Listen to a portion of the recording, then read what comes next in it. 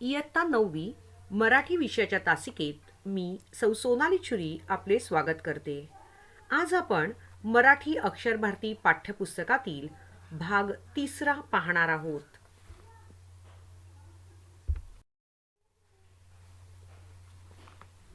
आपण भाग 3 मधील कविता 9वी उजाड उघडे माळरानही ही कवयित्री ललिता गादगे यांची कविता अभ्यासत आहोत. कवितेकडे वळण्यापूर्वी आपण थोडंसं कवयित्रींबाबत जाणून घेऊया. कवयित्री ललिता गादगे या प्राध्यापिका असून मराठवाड्यातील कथालेखिका आहेत. त्यांचा जन्म कर्नाटकमधील बिदर या महाराष्ट्राच्या सीमेवरील जिल्ह्यात औराद तालुक्यातील रक्षळ या गावी झालेला आहे. नोकरीच्या निमित्तानं त्यांचं अहमदपूर जिल्हा लातूर येथे वास्तव्य आहे. त्या महात्मा गांधी महाविद्यालयात इंग्रजी विषयाच्या प्राध्यापिका आहेत.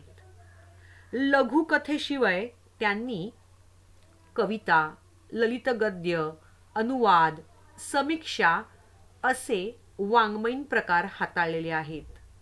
त्यांचं लेखन लोकसत्ता या वर्तमानपत्रातून प्रसिद्ध झालेलं आहे.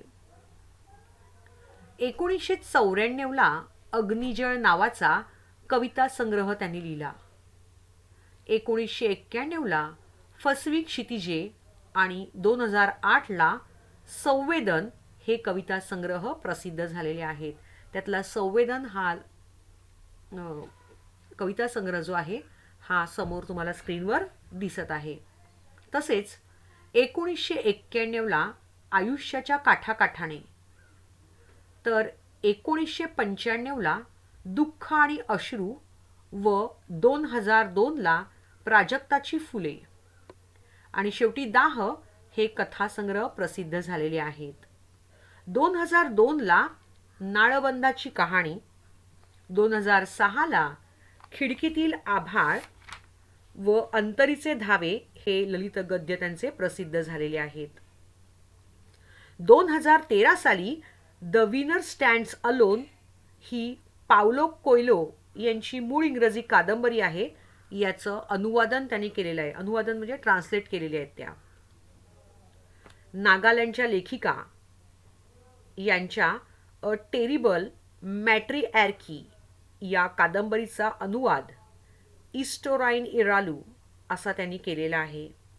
अशा या थोर कवयित्रींची खोल आणि गंभीर संवेदना असलेली जीवनानुभवाबरोबरच आत्मशोध घेणारी कविता आपण पाहणार आहोत.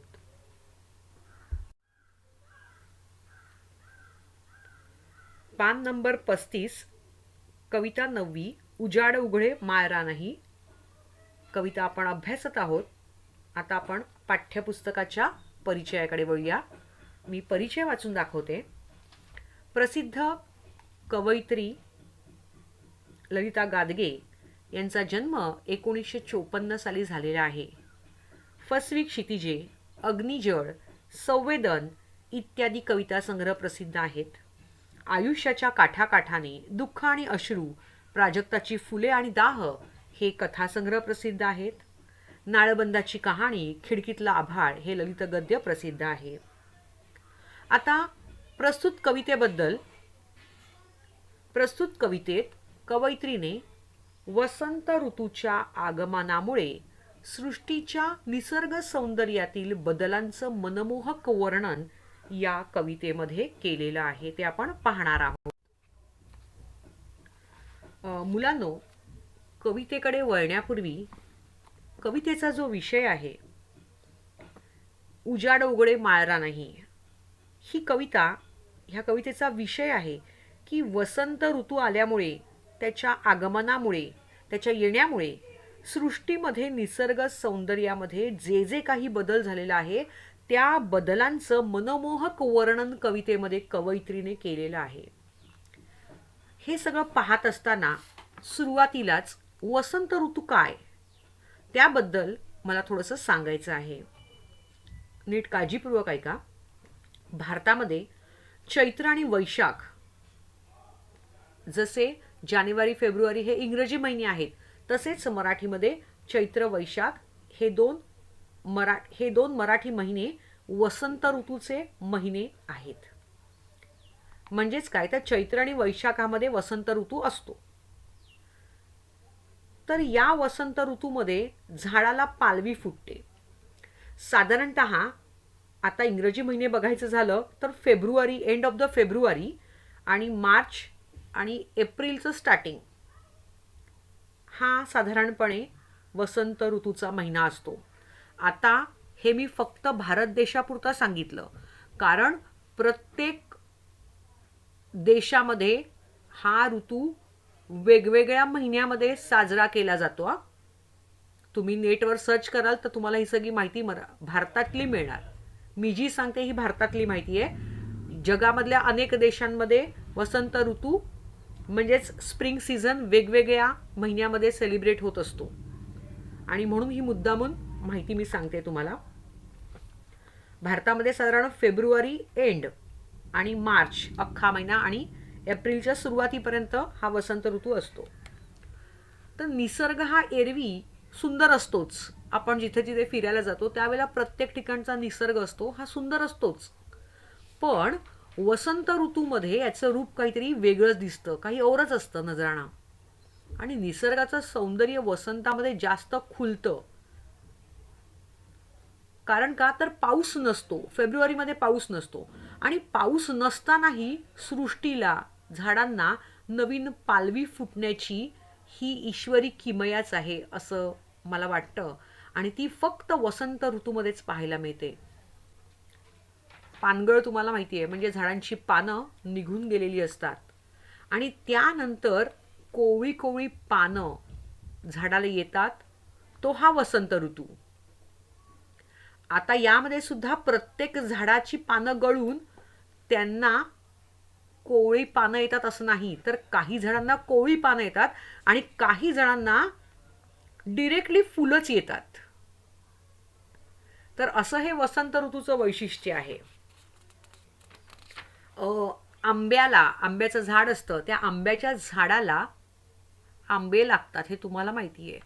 त्या आंब्याच्या अगोदर कैऱ्या असतात हिरव्या. त्या कैऱ्यांच्या अगोदर आंब्याच्या झाडाला छोटी छोटीशी फुलं लागलेली असतात आणि मग कैऱ्या धरतात. तर ही छोटी फुलं म्हणजेच मोहोर, आंब्याला मोहर येतो. तर हा सुद्धा याच सीझनमध्ये येत असतो. त्यानंतर गुलमोहराचं झाड, ज्याला केशरी पानासारखी अशी फुलं असतात 5 पाकळ्यांची, त्यातलं एक पाकळी पांढऱ्या रंगाची असते आणि बाकी सगळ्या केशरी रंगाच्या असतात. तर हा गुलमोहर जो आहे ह्याला पानं येत नाहीत, तर ह्याला डिरेक्टली फुलं येतात. त्यानंतर पलाश्री, पळसाचं झाड तुम्ही बघितलं असेल, तर ह्या झाडाला सुद्धा केशरी रंगाची फुलं येत असतात.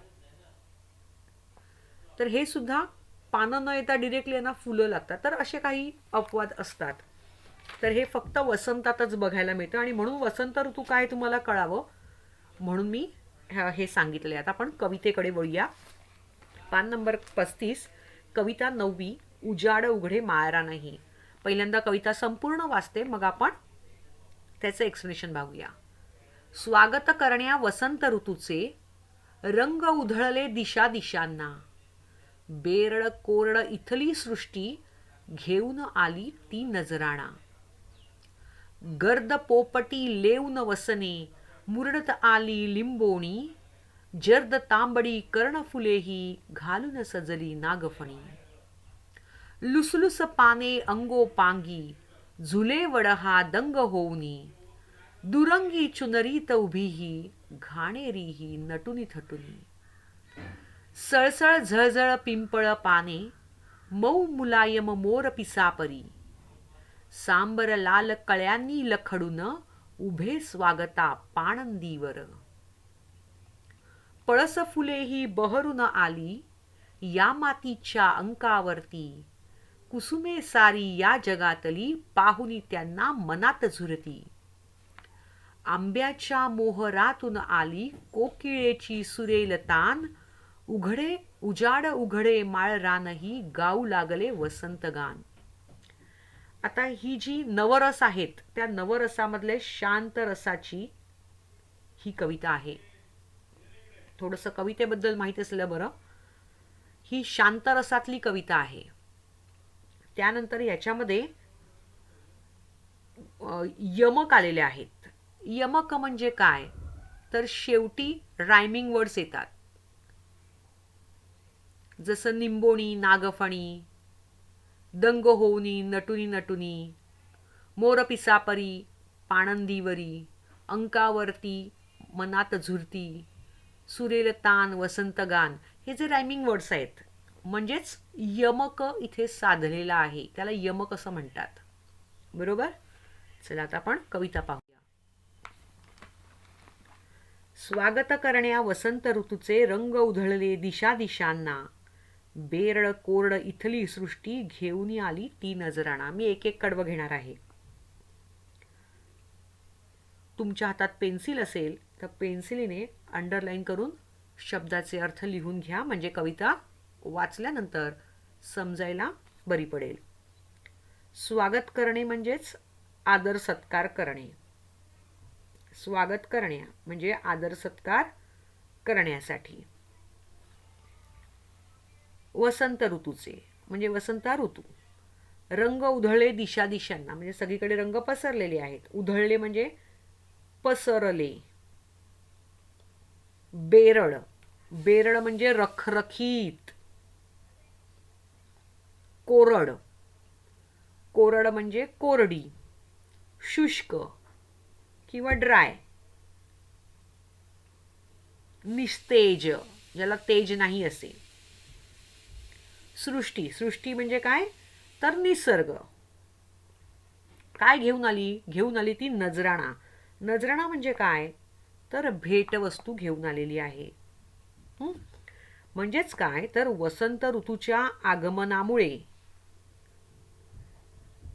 वसंत ऋतूचं आगमन होत आहे आणि म्हणून आपल्या घरी पाहुणे आले की आपण त्यांचं स्वागत करतो. तर कवयित्रीकडे काय सांगतात की वसंत ऋतूच्या आगमनाचं स्वागताचं वर्णन करताना कवयित्री म्हणतात, वसंत ऋतूमध्ये वेगवेगळ्या रंगाची पानं फुलं फुलतात. सगळा निसर्ग, सगळी सृष्टी वेगवेगळ्या रंगांनी सजलेली असते.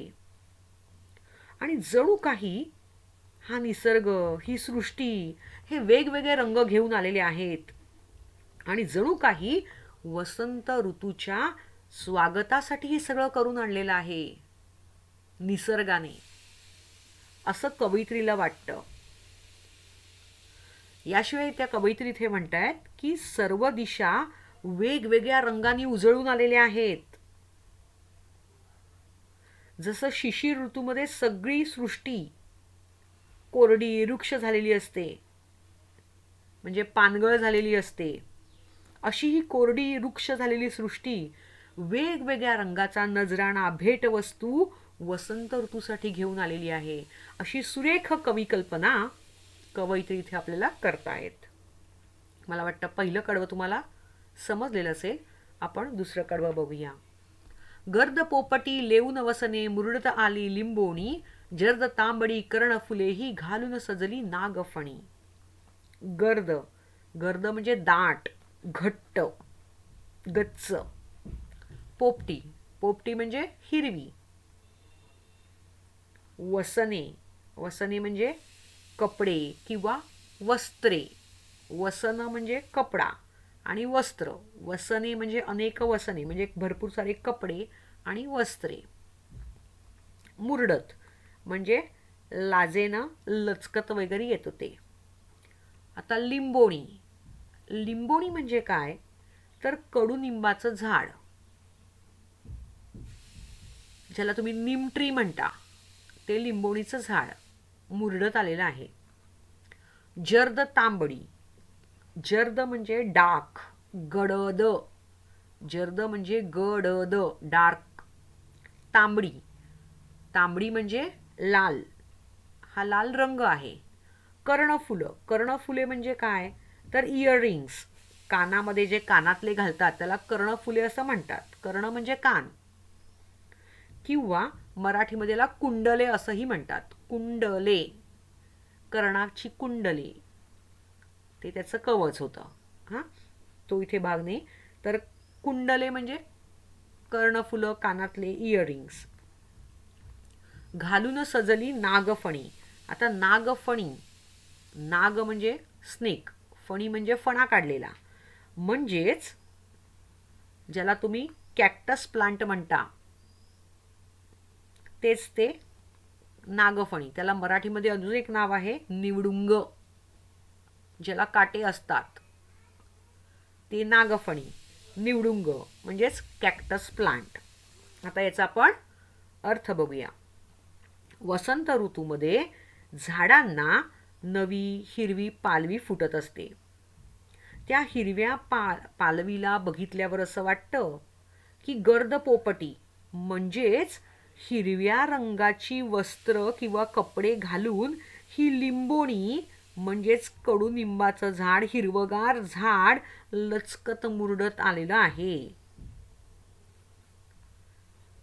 त्यानंतर आता नागफणीचं वर्णन केलेलं आहे. काय म्हणतायत कवयित्री, तर गर्द तांबड्या रंगाची कर्णफुले घालून, जर्द म्हणजे गडद किंवा डाक, तर जर्द तांबड्या रंगाची कर्णफुलं घालून, म्हणजे कर्णफुलं म्हणजे कानामध्ये लाल रंगाची फुलं घालून नागफणीची झाडं सुद्धा सजलेली आहेत. म्हणजेच कॅक्टसला लाल रंगाची फुलं आलेली आहेत. वसंत ऋतूच्या आगमनाने सगळ्या सृष्टीत आनंद पसरलेला आहे आणि म्हणून हे सर्व सजलेले आहेत. ही झाली कवी कल्पना किंवा कवीनं केलेलं वर्णन आहे हे. चला आता पुढच्या कडव्यांकडे वळूया. लुसलुस पाने अंगोपांगी, झुले वडहा दंग होऊनी, दुरंगी चुनरीत उभीही, घाणेरीही नटुनी थटुनी. दंग होऊनी, नटुनी थटुनी, रायमिंग वर्ड्स, यमक. आता अर्थ लिहून घ्या. लुसलुस म्हणजे काय, तर कोवळी, टेंडर, कोवळी. पाने, पाने म्हणजे पर्ण. आणि अंगोपांगी म्हणजेच अंगावर. झुले वड हा दंग होनी, वड, वड म्हणजे वडाचं झाड, बेनियन ट्री. दंग होणे म्हणजेच मग्न होणे किंवा गुंग होणे. लिहून घेताय ना. दंग होणे म्हणजे मग्न होणे किंवा गुंग होणे. दुरंगी, दुरंगी, दु म्हणजे दोन, रंगी म्हणजे रंगातले, दोन रंगातले. दुरंगी म्हणजे दोन रंगांचे. चुनरीत उभीही, चुनरी म्हणजे दुपट्टा. अंगावर दुपट्टा घेताना स्त्रिया, ओढणी, त्याला चुनरी असं म्हणतात. घाणेरी ही नटुनी थटुनी. घाणेरी, घाणेरी हे एक फुलाचं झाड आहे. नंतर मी तुम्हाला ते सगळं स्लाइड्सवर दाखवीन. घाणेरी ही नटुनी थटुनी म्हणजे घाणेरी हे एक फुलझाड आहे, म्हणजे ती सुद्धा नटून थटुनी आलेली आहे. चला आता आपण याचा अर्थ बघूया. वसंत ऋतूमध्ये सर्व झाडांना नवीन पालवी फुटते. अशीच ही मऊ, कोवळी, लुसलुशीत पानं अंगोपांगी घेऊन वडाचं झाड दंग होऊन अतिशय आनंदाने डुलत आहे. झुले वड हा दंग होऊनी म्हणजेच आनंदाने डुलत आहे. एवढंच नव्हे तर दुरंगी चुनरी तौबी ही घाणेरी ही नटुने थटुनी म्हणजेच घाणेरी सुद्धा दोन रंगांची ओढणी घेऊन आपल्या अंग्या खांद्यावर ती परिधान करून वसंत ऋतूच्या स्वागतासाठी नटून थटून उभी आलेली आहे. कळलं? म्हणजेच वसंत ऋतूच्या स्वागतासाठी कोण आलेलं आहे? वडही आलेला आहे आणि वड कसा आलाय? तर कोवळी मऊ लुसलुशीत पानं अंगावर घेऊन वडाचं झाड आनंदाने डुलतंय.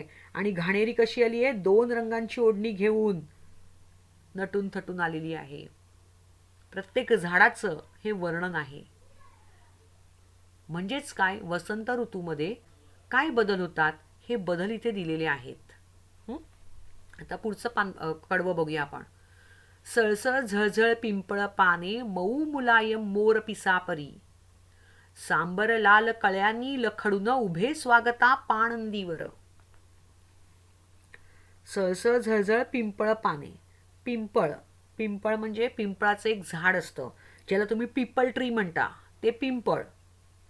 आणि पान, पाने म्हणजे पर्ण. मऊ मुलायम, मुलायम म्हणजे काय? तर कोमल किंवा मृदू, सॉफ्ट. मोर पिसापरी म्हणजेच मोराच्या पिसाऱ्याप्रमाणे. मोराचं पीस कसं असतं त्या प्रकारे पिंपळाचं पान असतं. सांबर लाल कळ्यांनी लखडून उभे स्वागता पाणंदीवर. आता सांबर, सांबर म्हणजे काय? तर उष्ण कटिबंधामध्ये एक झाड असतं त्याचं नाव सांबर आहे. लाल कळ्यांनी म्हणजे सांबरच्या झाडाला लाल कळ्या आलेल्या आहेत. लखडून म्हणजे लगडून किंवा भरून, म्हणजे सांबरच्या झाडाला लाल रंगाच्या कळ्या लगडून आलेल्या आहेत किंवा भरून आलेल्या आहेत. उभे स्वागता पाणंदीवर. आणि हे कुठे उभं आहे? पाणंदी म्हणजे काय? तर अरुंद छोटीशी पायवाट. पायवाट म्हणजे जिथे गाड्या वगैरे जात नाही, फक्त तुम्ही चालत जाऊ शकता असा छोटासा रस्ता, अरुंद पायवाट, त्याला पाणंदी असं म्हटलं जातं. तर हे सांबरचं झाड कुठे आहे उभं? स्वागत करण्यासाठी त्या अरुंद पायवाटेवर उभं आहे. आता आपण अर्थ बघूया. वसंत ऋतूच्या स्वागतासाठी पिंपळ आपल्या मोर पिसाप्रमाणे असलेल्या मऊ आणि मुलायम पानं अंगावर घेऊन सळसळ करत उभा आहे. तसंच सांबर वृक्ष देखील छोट्याशा अरुंद पायवाटेवर दोन्ही बाजूला लाल कळ्यांनी बहरून वसंत ऋतूच्या स्वागतासाठी उभा आहे असं कवयित्रीने सांगितलेलं आहे. मला वाटतं तुम्हाला समजत असावं. आता आपण पुढच्या कडव्यांकडे वळूया. पळस फुले ही बहरून आली या मातीच्या अंकावरती, कुसुमे सारी या जगातली पाहून त्यांना मनात झुरती. आता पळस फुले, पळस. आता पहिल्यांदा पळसाबद्दल सांगते. पळसाला पानं 3च असतात, कळलं? ही पलाश ट्री माहिती असेल, जशी आगीचे ज्वाळ असतात त्याप्रमाणे, ज्वाळेप्रमाणे पेटलेल्या आगीचा जो ज्वाळ असतो त्या रंगाची फुलं त्याला आलेली असतात, बरोबर? असा हा पलाश ट्री. आणि त्याची ही फुलं ही बहरून आली आहेत. बहरून म्हणजे फुलून आलेली आहेत या मातीच्या अंकावरती. अंकावरती म्हणजे मांडीवरती, ऑन द लॅप. मातीच्या अंगावरती पळसाची फुलं फुलून आलेली आहेत. कुसुमे सारी या जगातली पाहून त्यांना मनात झुरती. कुसुम, कुसुम म्हणजे फुलं, म्हणजे या जगातली सारी फुलं त्यांना बघून मनामध्ये झुरतायत. आता झुरती म्हणजे काय? तर झुरणे, खंत वाटणे. झुरणे म्हणजेच खंत करणे किंवा खंत वाटणे. लिहून घ्या.